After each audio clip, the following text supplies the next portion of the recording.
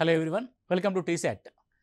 So పోటీ పరీక్ష prepare అవుతున్న అభ్యర్థులకి శిక్షణా కార్యక్రమాల్లో భాగంగా మనం ప్యూర్ మ్యాథ్స్ అనే సబ్జెక్ట్లోంచి ఈరోజు నెంబర్ సిస్టమ్ గురించి డిస్కస్ చేద్దాం. ఇది యాక్చువల్గా చాలా వ్యాస్ట్ సిలబస్. కాకపోతే మనం అన్ని చాప్టర్స్లో మనం నెంబర్ సిస్టమ్ని ఉపయోగిస్తాం కాబట్టి దీనికి సంబంధించి సంఖ్యా వ్యవస్థలో సంఖ్యలు అంటే ఏంటి, సంఖ్యల్లో రకాలు ఏ విధంగా ఉంటాయి, మరి వాటి యొక్క బాధ్యత సూత్రాలు ఏ విధంగా ఉంటాయన్నది మనం డిస్కస్ చేస్తాం ఈ చాప్టర్ ద్వారా. సో ముందుగా మనము సహజ సంఖ్యలు అని మాట్లాడతాం. సహజ సంఖ్యల్ని మనము న్యాచురల్ నెంబర్స్ అని అంటాం. న్యాచురల్ నెంబర్స్ అంటే ఏంది? లెక్కింపునకు ఉపయోగించగలిగే సంఖ్యల్ని సహజ సంఖ్యలు అని అంటాం. లెక్కించడం 1 2 3 4 5 5 4 3 2 1 అంటే ఇలా ఎన్ని ఉన్నాయని చెప్పేసి లెక్క పెట్టడానికి ఉపయోగించే సంఖ్యలు ఏమంటారు? సహజ సంఖ్యలు అంటాం. ఇందులో సున్నా అనేది ఉండదు. ఎందుకు సున్నా ఉండదు అని అంటే, ఫర్ ఎగ్జాంపుల్ ఇక్కడ ఎన్ని లైన్స్ ఉన్నాయంటే ఏం చెప్తాం మనము? 2 లైన్స్ ఉన్నాయంటాం. ఇప్పుడు ఎన్ని లైన్స్ ఉన్నాయంటే ఏం చెప్తాము? ఒక లైన్ ఉంది అంటాం. ఇప్పుడు ఎన్ని లైన్స్ ఉన్నాయంటే ఏం చెప్తాము? ఏమీ లేవు అంటాం. అంతేగాని సున్నా ఉంటాయంటామా? అనం. సో న్యాచురల్గా మనం సున్నాని వాడడం లెక్కించడానికి కాబట్టి సో 1 2 3 4 అని వాడతాము. న్యాచురల్ నెంబర్స్ మనము n చే సూచిస్తాము. ఎక్కడి నుంచి స్టార్ట్ అవుతాయి? ఇవి 1 నుంచి స్టార్ట్ అవుతాయి. అంటే ఇక్కడ మీరు గమనిస్తే అతి చిన్న సహజ సంఖ్య ఏది అన్నాం అనుకోండి. సింపుల్గా క్వశ్చను, అతి చిన్న సహజ సంఖ్య. అతి చిన్న సహజ సంఖ్య ఏమంటారంటే 1 అవుతుంది, రైట్? ఇది. సో ఇప్పుడు సున్నా లేదు అన్నాం కదా. సో సున్నాని కలిపితే ఒకవేళ సున్నాతో సహా అన్ని సహజ సంఖ్యలు ఏమంటారంటే పూర్ణ సంఖ్యలు అంటాం, ఓల్ నెంబర్స్ అని అంటాం, లేదంటే పూర్తి సంఖ్యలుగా మనం ఇక్కడ పేర్కొంటాం. సో పూర్ణ సంఖ్యలు అంటున్నాము అంటే దేంతో సంబంధించి? జీరోతో కలిపి. అంటే W ఈజ్ ఈక్వల్ టు ఏం తీసుకుంటాం ఇక్కడ మనము? జీరోతో కలిపి న్యాచురల్ నెంబర్స్ తీసుకుంటాం. 0 1 2 3. ఇక్కడ అతి చిన్న సంఖ్య ఏది అంటే 0గా మనం రాస్తాం. సో ఇందులో 0 ఉంది, 1 2 3 కనుక ఉంది. కొన్ని సందర్భంలో నెగిటివ్ నెంబర్స్ కూడా వాడాల్సి వస్తుంది. అలా నెగిటివ్ నెంబర్స్ కూడా మనం వాడితే ఏమంటారంటే వాటిని పూర్ణాంకాలు అని అంటాము. వాటిని ఇంటీజర్స్గా మనం చూస్తాం. అంటే ఏం వాడతాం ఇక్కడ? ఇంటీజర్స్. అంటే సున్నా ఉంటుంది, సున్నాకి కుడివైపున 1 2 3 4 అనే పాజిటివ్ నెంబర్స్ ఉంటాయి. దీనికి ఎడమ వైపున -1 -2 -3 అనే నెగిటివ్ నెంబర్స్ కూడా ఉంటాయి. కాబట్టి ఇవి నెగిటివ్ నెంబర్స్తో కలిసిన 0 మరియు 1 2 3లని మనం ఏమంటారంటే పూర్ణాంకాలు, ఇంటీజర్స్గా మనం పేర్కొంటాం. ఇంటీజర్స్ మనము సాధారణంగా Z చే సూచిస్తాము, లేదంటే I చేత మనము సూచించడం జరుగుద్ది. క్యాపిటల్ I చేత సూచిస్తాం, ఆర్ Z చేత సూచిస్తాం. ఇందులో లీస్ట్ నెంబర్ అనేది ఉండదు. ఎందుకంటే లీస్ట్ ఇన్ఫినిటివ్ అంటే నెగిటివ్ ఇన్ఫినిటివ్ నుంచి పాజిటివ్ ఇన్ఫినిటివ్ వరకు ఉన్న నెంబర్స్ అన్నీ ఉంటాయి. న్యాచురల్ నెంబర్స్లో లీస్ట్ నెంబర్ ఏంటి? 1. ఓల్ నెంబర్స్లో లీస్ట్ నెంబర్ ఏది? 0. మరి ఇంటీజర్స్లో లీస్ట్ నెంబర్ ఏది? చెప్పలేం మనము. ఓకే, ఇంటీజర్స్లో లీస్ట్ నెంబర్ అనేది ఉండదు. ఏముంటాయి? నెగిటివ్ నెంబర్స్ ఉంటాయి, పాజిటివ్ నెంబర్స్ ఉంటాయి. మీరు ఇక్కడ గమనించండి, సున్నాకి కుడివైపున ఉన్నాయన్నీ అంటే సున్నాకి అవతల వైపు ఉన్నాయన్నీ పాజిటివ్ నెంబర్స్, సున్నాకి లెఫ్ట్లో ఉన్నాయన్నీ నెగిటివ్ నెంబర్స్. మరి సున్నా ఏంటండి? పాజిటివ్ నెంబరా నెగిటివ్ నెంబరా అని మాట్లాడితే 0 అనేది నైదర్ పాజిటివ్ నార్ నెగిటివ్. నైదర్ పాజిటివ్ నార్ నెగిటివ్. అంటే అది ధనపూర్ణాంకము కాదు, మరియు రుణపూర్ణాంకము కూడా కాదు. అంటే ధన సంఖ్య కాదు, రుణ సంఖ్య కూడా కాదు అని మనం అంటాం. అంటే సున్నాకి ఎలాంటి మ్యాగ్నిట్యూడ్ ఉండదు, అంటే ఎలాంటి పాజిటివ్ కానీ నెగిటివ్ కానీ ఉండదు. అది పాజిటివ్ కాదు, నెగిటివ్ కాదుగా మనం చూస్తాము 0ని. ఓకే, నెక్స్ట్ మనం గమనిస్తే rational numbers. So what are the rational numbers? So ఏవైతే సంఖ్యల్ని P/Q రూపంలో రాయగలుగుతామో వాటిని రేషనల్ నెంబర్స్ అంటాం. రేషనల్ నెంబర్స్ అంటే వీటిని మనం ఏమంటారంటే అకరణీయ సంఖ్యలుగా మనం పేర్కొంటాం తెలుగులో. అకరణీయ సంఖ్యలు. ఏంటి అకరణీయ సంఖ్యలు అంటే? ఏవైతే సంఖ్యలు P/Q రూపంలో రాయగలుగుతామో వాటిని అకరణీయ సంఖ్యలు అని అంటాం. సో ఇందాక మనము 1 రాసాం, 2 రాసాం, 3 రాసాం, 0 రాసాం, -1 రాసాం, -2 రాసాం. ఇప్పుడు చూడండి, 1కి 2కి మధ్యలో వాల్యూ ఉండదా? 0కి 1కి మధ్యలో వాల్యూ ఉండదా? 0.5 అంటే ఒకటిలో సగం అంటే అర్థమైందంటే 1/2. సో ఈ విధంగా 1/2గా రాసాం మనం. సో ఇలాంటి సంఖ్యలు ఏమంటారంటే అకరణీయ సంఖ్యలు అని అంట. సో రెండు అకరణీయ సంఖ్యల మధ్య అనంతమైన అకరణీయ సంఖ్యలు ఉంటాయి. ఎన్నైనా రావచ్చు, ఎన్ని అకరణీయ సంఖ్యలైనా రాయొచ్చు. ప్రతి పాయింట్ కూడా మనకి ఒక వాల్యూని కలిగి ఉంటుంది. ఇలాంటి వాటిని ఏమంటారంటే అకరణీయ సంఖ్యలుగా పేర్కొంటాం. నెగిటివ్ ఉంటాయి, పాజిటివ్ కూడా ఉంటాయి. సరే, మరి 3 అన్నది p/q రూపంలో లేదు కదండి. మరి 3 అనేది రేషనల్ నెంబర్ అవుతుంది, అకరణీయ సంఖ్య అవుతుందనంటే 3 ఈజ్ నథింగ్ బట్ 3/1 అని అర్థం. So p value 3, q value 1. So p/q రూపంలో ఉండాలి. The condition q is not equal to 0 but q is equal to 1 అవ్వచ్చు. So q is not equal to 0 అయితే దాన్ని ఏమంటారంటే 3/1 ఉంది. ఇప్పుడు q is not equal to 0. అలాంటి వాటిని అకరణీయ సంఖ్యలు అంటాం. 3 అయినా అకరణీయ సంఖ్యనే, 4 అయినా కూడా అకరణీయ సంఖ్యనే, 5 అయినా కూడా అకరణీయ సంఖ్యనే, 5/2 అయినా అకరణీయ సంఖ్యనే, 5/3 అయినా అకరణీయ సంఖ్యనే. సో ఇలా ఏదైనా సరే వాటిని p/q రూపంలో రాయగలిగితే వాటిని అకరణీయ సంఖ్యలుగా మనం రాస్తాం. వీటిని q చేత సూచిస్తాం. ఎలా సూచిస్తామండి? q చేత సూచిస్తాం. అదేవిధంగా అకరణీయ సంఖ్యలుగా రాశామండి, p/q రూపంలో రాశాం. మరి p/q రూపంలో రాయలేకపోతే, సో ఏదైనా ఒక సంఖ్యని p/q రూపంలో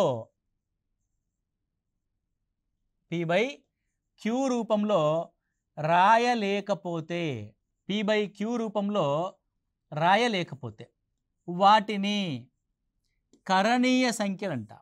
వాటిని ఏమంటారండి? కరణీయ సంఖ్యలు అని అంటాం. This is called irrational number. అంటే రేషనల్గా రాయలేము అని అంటాం. సో ఇర్రేషనల్ నెంబర్స్గా మనం చూపిస్తాం. సో ఇది క్యూకి complete opposite. So rational numbers మనం క్యూతో చూపించాం కదా, వీటిని క్యూ డాష్ చే సూచిస్తాము. వీటిని కరణీయ సంఖ్యల్ని. ఫర్ ఎగ్జాంపుల్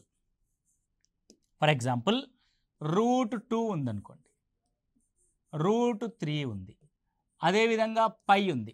సో పై అనేది రేషనల్ నెంబరా ఇర్రేషనల్ నెంబరా అంటే అది ఇర్రేషనల్ నెంబర్, కరణీయ సంఖ్యగా మనం చూస్తాం. ఎందుకండి సార్ పై యొక్క వాల్యూని మనము 22/7గా రాస్తాం కదా, అంటే p/q రూపంలో రాసాం కదా, మరి ఎందుకు ఇది కరణీయ సంఖ్య కాదండి అని అంటే పై ఈజ్ ఈక్వల్ 22/7 కాదు, పై యొక్క సరాసరి అంటే పై యొక్క దగ్గరి విలువ, రమారమి విలువ, సుమారు విలువ, అంతేగాని ఈజ్ ఈక్వల్ టు కాదు.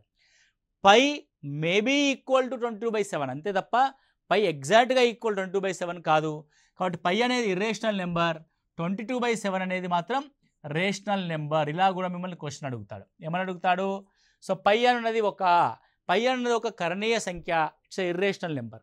22/7 అనేది ఒక రేషనల్ నెంబర్, అకరణీయ సంఖ్య. ఎందుకంటే p/q రూపంలో రాసాం కాబట్టి. ఇది పై అనేది ఎగ్జాక్ట్గా 22/7కి ఈక్వల్ కాదు, దగ్గరగా ఈక్వల్ అని అర్థం. Okay right. సో ఇలా మనము కరణీయ సంఖ్యలుగా రాస్తాం. ఇలా నెక్స్ట్ చూస్తే ఇవన్నీ సంఖ్యల గురించి మనము రాయడం జరిగింది. వేటి గురించి రాసాం మనము? ఫస్ట్ న్యాచురల్ నెంబర్స్ అన్నా. న్యాచురల్ నెంబర్స్ అంటే 1, 2, 3, 4 సో అని రాసాం. ఈ న్యాచురల్ నెంబర్స్ని కలుపుకొని సున్నాని యాడ్ చేసాం మనం. సో సున్నాని కనుక యాడ్ చేస్తే వాటిని హోల్ నెంబర్స్ అన్నాం. 0, 1, 2, 3 సో ఆన్. సో వీటిని కలుపుకొని మనము నెగిటివ్ నెంబర్స్ కూడా తీసుకున్నాం. నెగిటివ్ నెంబర్స్ కూడా తీసుకున్న వాటిని ఇంటీజర్స్ అన్నాం. సో -3, -2, -1, 0, 1, 2, 3. సో వీటికి కలుపుకొని మనం మళ్ళీ p/q ఫామ్లో మనం రాసాం. సో p/q ఫామ్లో రాసిన వాటిని ఏమన్నాం? q is equal to p/q such that p, q belongs to z. p, q belongs to z. వీటిని అకరణీయ సంఖ్యలు అన్నాం. సో ఇవేవి కాకుండా పక్కన ఒకది p/q రూపంలో రాయలేని వాటిని q డాష్ అన్నాం. Okay right. సో ఇవన్నీ కూడా రియల్ వాల్యూస్. సో ఇలా ఏర్పడ్డ ఈ అన్ని రకాల సంఖ్యల్ని ఏమంటారు అని అంటే వాస్తవ సంఖ్యలు అని అంటాం. వీటన్నిటిని ఏమంటామండి? వాస్తవ సంఖ్యలు అని అంటాం. వాస్తవ సంఖ్యలు రియల్ నెంబర్స్గా మనం చూస్తాము. Okay first thing, real numbers first 2 రకాలు. ఒకటి కరణీయ సంఖ్యలు, రెండవది అకరణీయ సంఖ్యలు. సో అకరణీయ సంఖ్యల్లో మళ్ళీ డివిజన్స్ ఉంటాయి. అకరణీయ సంఖ్యల్లో మనకి ఏముంటాయి? మళ్ళీ ఇంటీజర్స్ ఉంటాయి, హోల్ నెంబర్స్ ఉంటాయి, న్యాచురల్ నెంబర్స్ ఉంటాయి. ఇలా ఆ డివిజన్ అనేది మీరు జాగ్రత్తగా గుర్తుపెట్టుకోవాలి.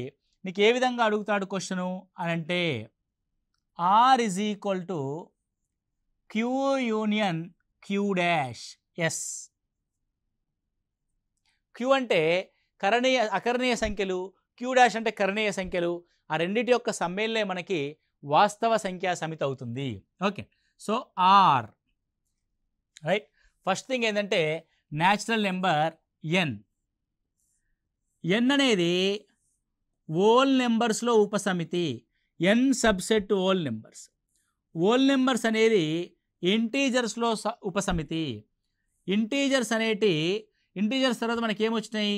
క్యూలో ఉపసమితి అంటే రేషనల్ నెంబర్స్లో ఉపసమితి. రేషనల్ నెంబర్స్ రియల్ నెంబర్స్లో ఉపసమితి.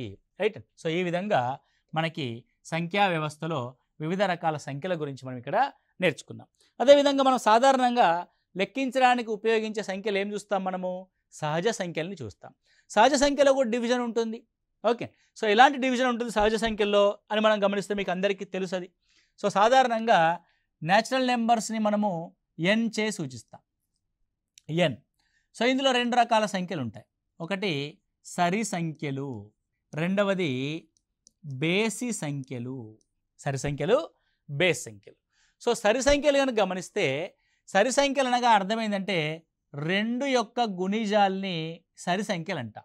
2n అంటే 2, 4, 6, 8, 10, 12.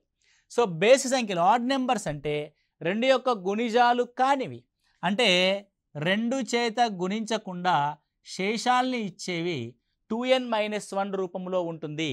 2n+1 కాదు. చాలామంది పొరపాటుగా 2n+1 రాస్తారు బేస్ సంఖ్యల యొక్క రూపము. బేస్ సంఖ్యల యొక్క రూపం 2n-1 అంటే 1, 3, 5, 7 సో ఆన్. సో ఇవి 2, 4, 6, 8, 10 సో ఆన్. సో ఇవి సరి సంఖ్యలు మరియు బేస్ సంఖ్యలుగా మనం రాస్తాం. అదేవిధంగా ఒక సంఖ్యకి రెండు రకాల అంశాలు ఉంటాయి. ఒక సంఖ్యని మరొక సంఖ్యతో గుణిస్తే ఏర్పడే వాటిని గుణిజాలు అంటాము. ఒక సంఖ్యని నిశ్శేషంగా భాగించబడే సంఖ్యల్ని వాటి యొక్క కారణాంకాలు లేదంటే భాజకాలు అంటాం. సో సంఖ్యలకి ఏముంటాయంటే రెండు అంశాలు ఉంటాయి. ఒకటి గుణిజాలు అని అంటాం.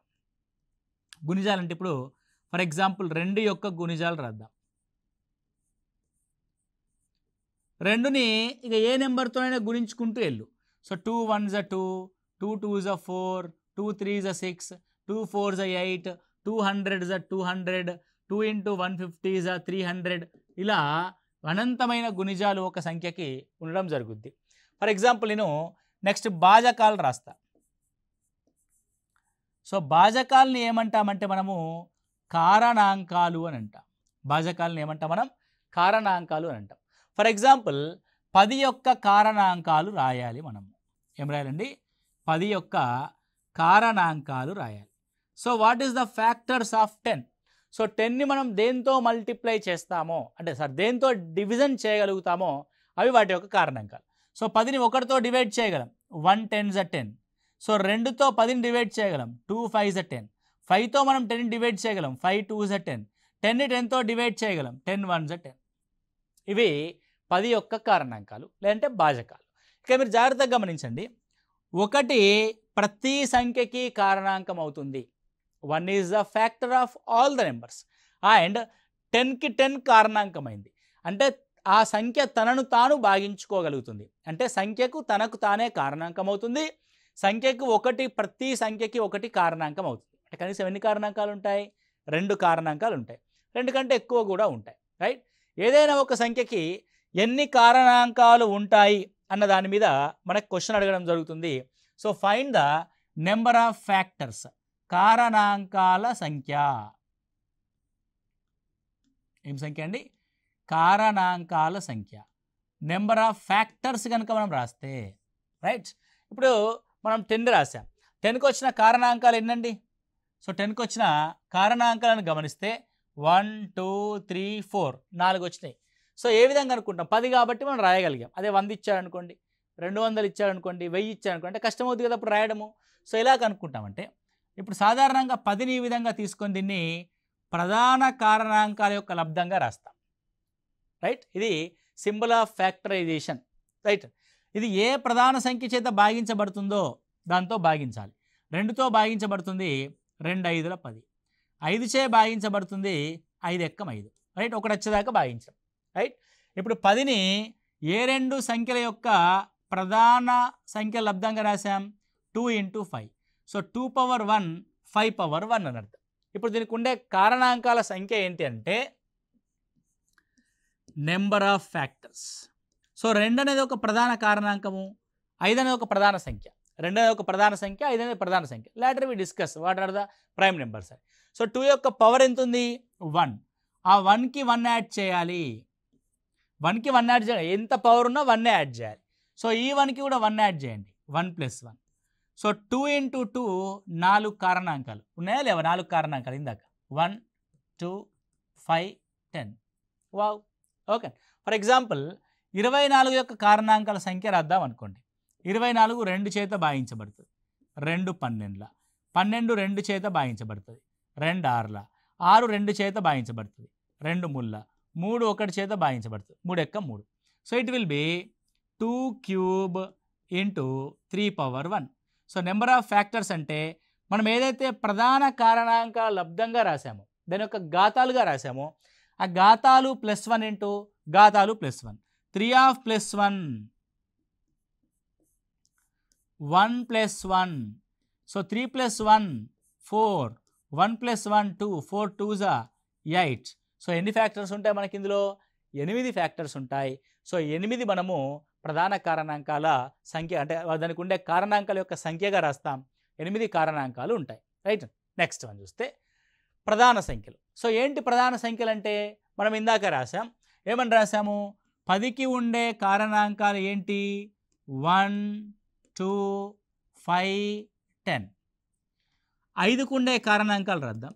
5కు ఉండే కారణాంకాలు 5ని 1 భాగిస్తుంది, 5ని 5 మాత్రమే భాగిస్తుంది, ఏ ఇతర సంఖ్య కూడా భాగించదు. ఏ సంఖ్యనైతే 1 మరియు తనకు తాను మాత్రమే భాగించబడుతుందో, లేదంటే ఏ సంఖ్యకైతే 1 మరియు తనకు తాను మాత్రమే కారణాంకంగా ఉంటుందో, 1 మరియు తనకు తాను మాత్రమే కారణాంకంగా ఉంటుంది. అంటే దీన్ని ఎవడు విభజించలేడు.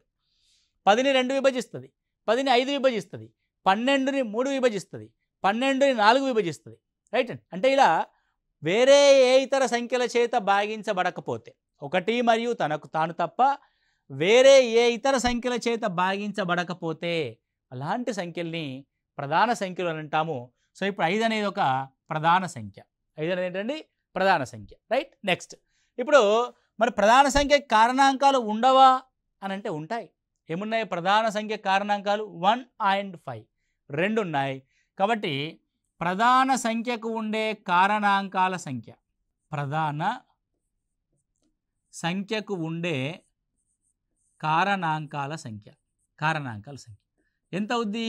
ప్రధాన సంఖ్యకు ఉండే కారణాంకాల సంఖ్య 2.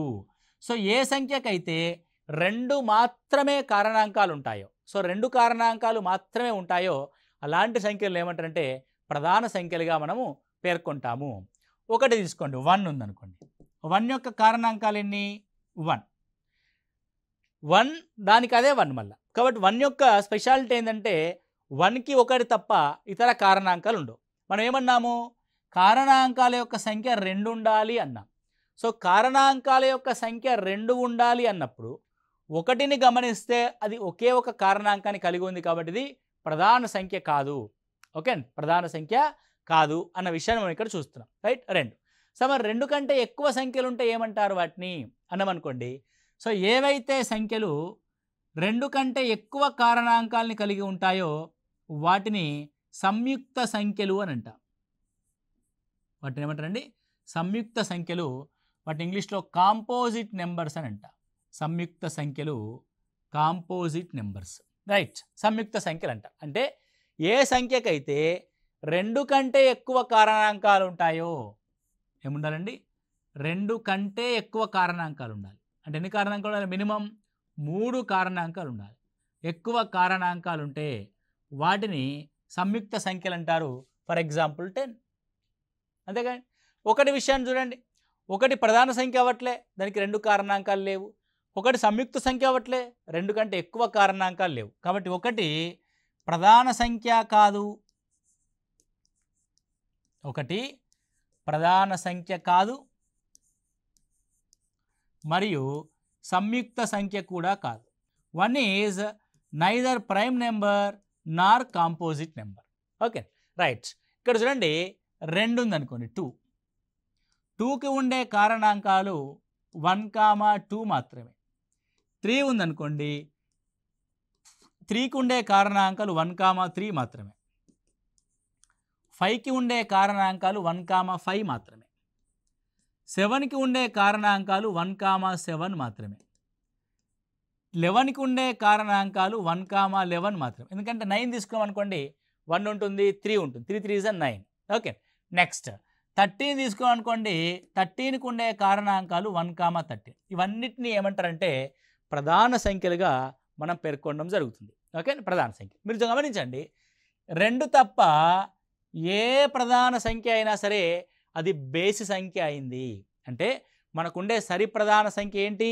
2 మాత్రమే. రైట్. సో ఇక్కడ ఏం రాస్తామంటే నోట్ రాస్తాం. ఏమని రాస్తాము?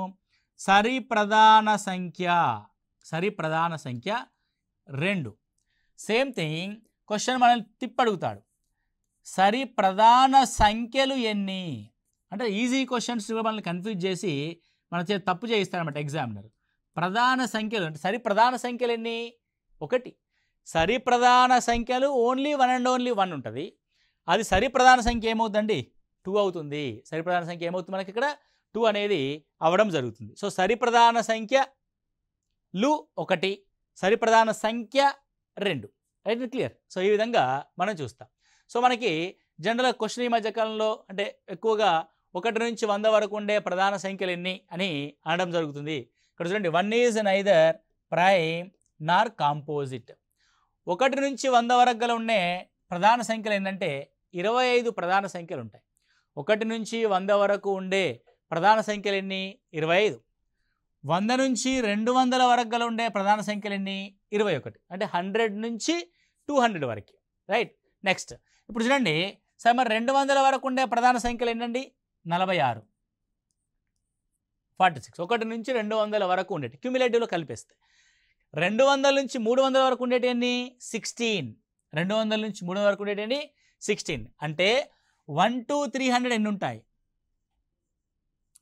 1 నుంచి 300. 1 నుంచి 100 25, 100 నుంచి 200 21, 200 నుంచి 300 16. సో 46 + 16 62. 1 నుంచి 100 వరకు ఉండే ప్రధాన సంఖ్యలు 62. సో 300 నుంచి 400 వరకు ఉండే ప్రధాన సంఖ్యలు ఎన్ని?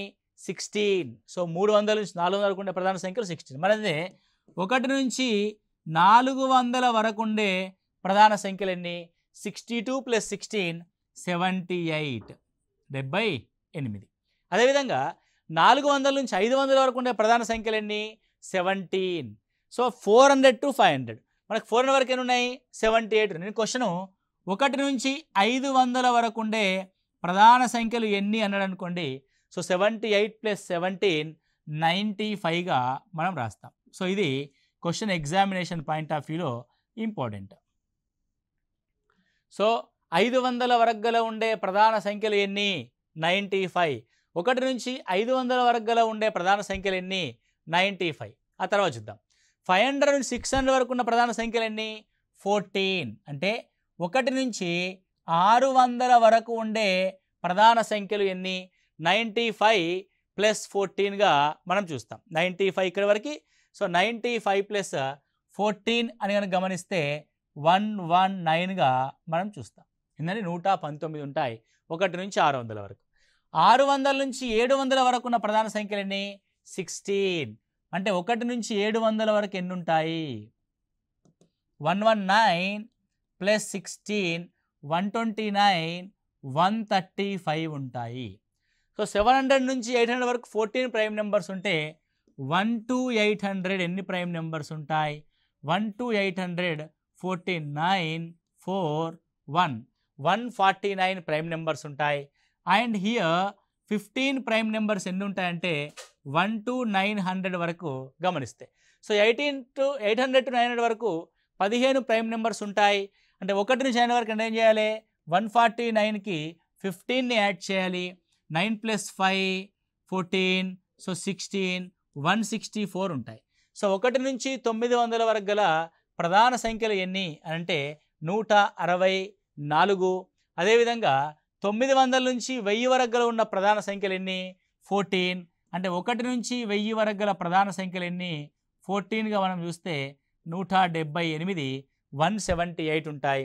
సో నీకు 3 break points very very important.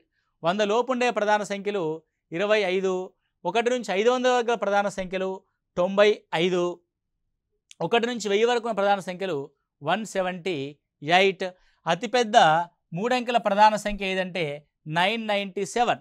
So the greatest prime number less than 1000 997గా మనం ఇక్కడ చూస్తాము. సో ఇది ప్రైమ్ నెంబర్స్కి సంబంధించిన అంశం. సో ప్రైమ్ నెంబర్స్ అంటే ఏంటి? ఏ సంఖ్యకైతే 2 మాత్రమే కారణాంకాలు ఉంటాయో, అంటే తనకు తానే కారణాంకము అండ్ 1 మరియు కారణాంకము. సో ఇలా 2 కారణాంకాలు మాత్రమే కలిగి ఉన్న సంఖ్యల్ని మనం ఏమంటారంటే ప్రధాన సంఖ్యలుగా మనం పేర్కొంటాం. నెక్స్ట్ కాంపోజిట్ నెంబర్స్ అంటే ఇందాకే చూసాం. సో 2 కంటే ఎక్కువ కారణాంకాలు కలిగిన సంఖ్యలు మనం ఏమంటారంటే కాంపోజిట్ నెంబర్స్గా మనం చూస్తాం. Okay right. ఇప్పుడు నా క్వశ్చన్ ఏంటంటే 1 నుంచి 100 వరకు గల 1 నుంచి 100 వరకు గల సంయుక్త సంఖ్యలు ఎన్ని? 1 నుంచి 100 వరకు గల సంయుక్త సంఖ్యలు ఎన్ని? సో 1 నుంచి 100 వరకు గల సంయుక్త సంఖ్యలు అంటే ఏంటండి? 1 నుంచి 100 వరకు ప్రధాన సంఖ్యలు ఉన్నాయి. సో 1 నుంచి 100 వరకు గల ప్రధాన సంఖ్యలు 25. సరే 25 కదా, మిగతా అన్నీ సంయుక్త సంఖ్యలే 75 అని రాశారనుకోండి, మనం అప్పుడు తప్పు చేసినట్టు అర్థం. ఎందుకు అనంటే 1 నుంచి 100 వరకులో ప్రధాన సంఖ్యలు 2 నుంచి ప్రారంభమవుతున్నాయి, సంయుక్త సంఖ్యలు 4 నుంచి ప్రారంభమవుతున్నాయి. మరి 1ని వదిలేసాం మనం. ఎందుకు వదిలేసాం? 1 ప్రధాన సంఖ్య కాదు, 1 సంయుక్త సంఖ్య కూడా కాదు. కాబట్టి 75లో 1 రాదు, కాబట్టి 74 సంయుక్త సంఖ్యలు ఉంటాయి. 1 is neither prime Nar composite. So 1 నుంచి 100 వరకు గల ప్రధాన సంఖ్యలు 25, 1 నుంచి 100 వరకు గల కాంపోజిట్ నెంబర్స్ 74. కాబట్టి ఈ విషయాన్ని మీరు జాగ్రత్తగా చూడవలసి ఉంటుంది. ఓకే, సో ఇది ప్రధాన సంఖ్యలు, సంయుక్త సంఖ్యలు, ఒక సంఖ్య యొక్క కారణాంకాల్ని కనుగొనడము. ఓకే, సో నెంబర్ సిస్టంలో తరువాతి క్లాస్లో మనం ఇంకా డివిజబుల్ రూల్స్ సంబంధించి మనం డిస్కస్ చేద్దాం. అండ్ సింప్లిఫికేషన్ సంబంధించి కూడా మనం డిస్కస్ చేయవలసి ఉంటుంది. సో ఒక్కసారి మళ్ళీ మీరు కన్ఫ్యూజన్ లేకుండా ఈ ప్రైమ్ నెంబర్స్ అండ్ కాంపోజిట్ నెంబర్స్ని ఒకసారి చూసుకోండి. కొంచెం కంపల్సరీ ప్రతి పరీక్షలో కూడా ప్రశ్న రావడం జరుగుతుంది. Okay, thank you, all the best.